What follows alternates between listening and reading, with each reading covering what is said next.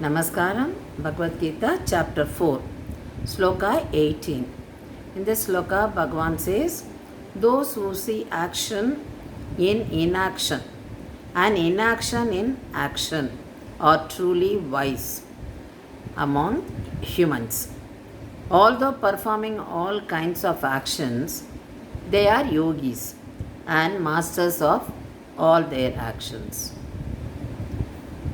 How we look at actions, how we perform actions is explained. So the one who see the actions in inactions and inaction in action are the saints. So the Lord Krishna talks about such yogis. So when you do action, we do with the knowledge, we should do with the knowledge, I am not the doer and I don't expect anything from the fruits of action. Only Prakriti is performing action. So this is the knowledge we should have. Those who have this knowledge, they do karma in a different way. That is, their karma is like inaction in action, because they are doing karma with that knowledge. So here we find a karmatil karmam, that is inaction in action. So inaction in action, inaction, awareness of self. That is, we are aware of the Atma. And when you are aware of Atma, you have the knowledge that you are not the doer. So I am not the doer and I am not attached to that karma what I do, and I am submitting, I am surrendering everything to God. I do not expect any fruits of action. So my mind is attached to higher ideal. So naturally, I am doing, but I am doing without the feeling that I am the doer. So this is the knowledge. So when we do karma, we should have this kind of knowledge. That is, we should have a knowledge of true nature of self. And if that awareness is kept up while doing action, action becomes embodiment of knowledge itself, because you are doing it with the knowledge. So your action itself is knowledge, and the awareness becomes integral part of action. So you are doing karma with the knowledge of I am not the doer. So what happens? Your action becomes embodiment of knowledge, and that awareness, because you are very aware that I am not the doer. So how do you get it? From the divine knowledge, that Atma, knowledge of Atma. So you know the true nature of self. So that awareness becomes integral part of action. So naturally you don't expect. So that becomes an aspect of action. So this happens when you are in a spiritual path. So this is spiritualization. When you are moving towards God realization, your action is inaction in action, because you have that knowledge, a knowledge of I am not the doer, and you know the true nature of self. So the Atma is away from all that. Only Prakriti is doing all that. Prakriti is doing that action. Then the other aspect is action in inaction. So that action in inaction is, action refers to ego. I am the doer. When you have ego, you say that I am the doer. And inaction, absence of activity. Because of ego, you are not doing that activity. So here you find action in inaction. So if anyone asks for help, this is an example, and we don't do that. For example, someone, a blind person asking another person who is waiting for the who is the blind person sees this person, the other person is on waiting for a bus, and just is an example, just we are imagining, and the blind person requesting the other person to help her to cross the road. The one who is approached, the person says, no, I do not, don't want to do because I'm waiting for bus. I have to catch my bus. So this is answer the person gives. So he is not ready to help. So what happens? That is inaction, absence of activity. And why that answer was given? Because he was very selfish. The person was selfish because the person wanted to take care of himself. He was not ready to help the blind person. So their ego. So there I am the doer. So what happens? That's no activity. Absence of activity. This is action and inaction.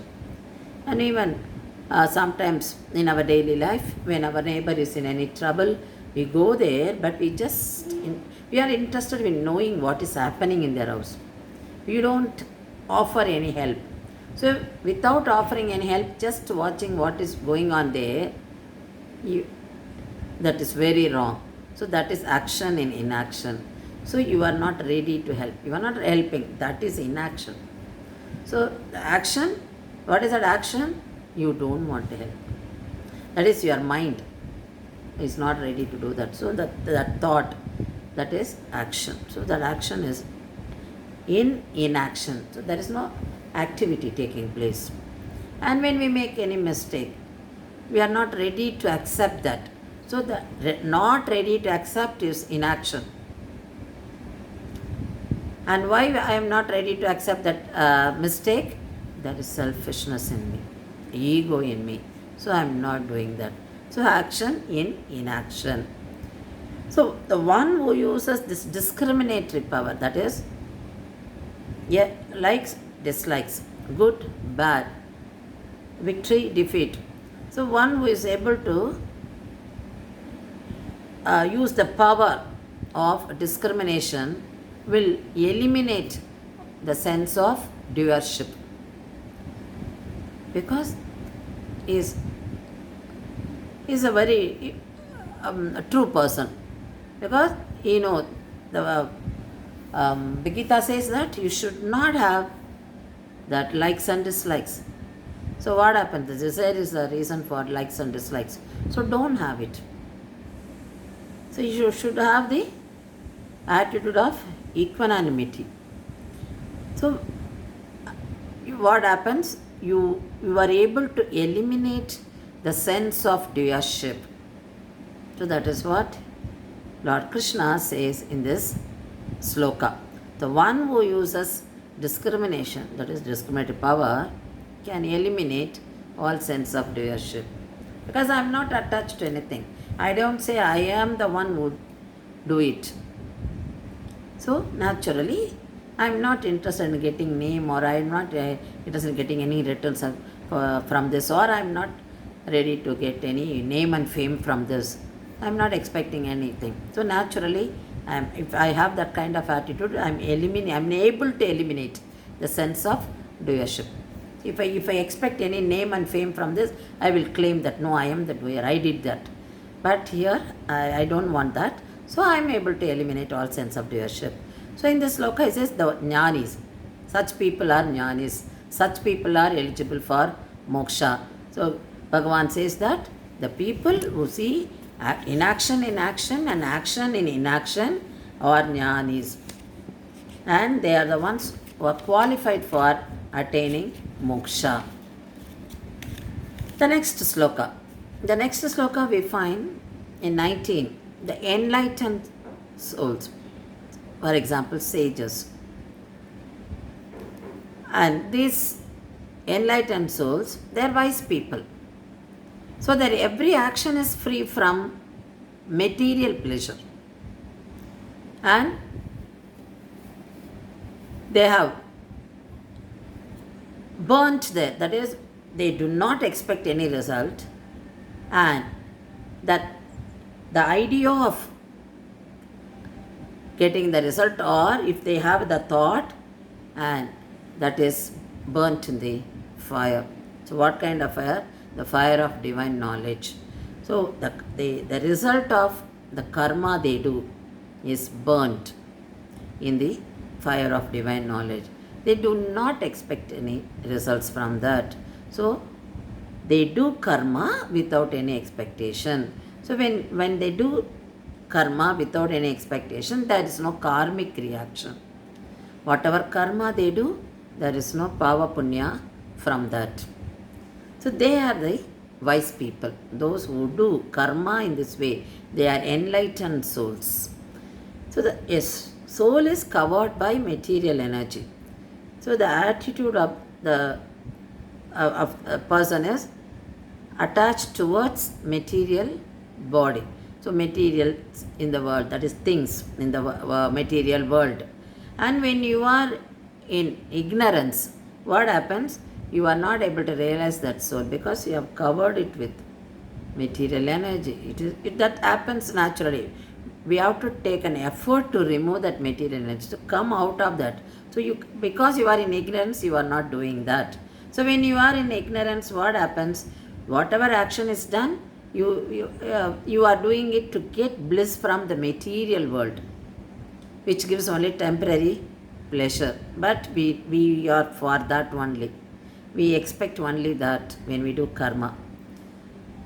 So who does this? So it is in this sloka, the soul which is not identified, the person who says I am the body, he is attached to material world and he expects only the bliss from material world, as they are motivated by desire and they satisfy the sense organs. So the soul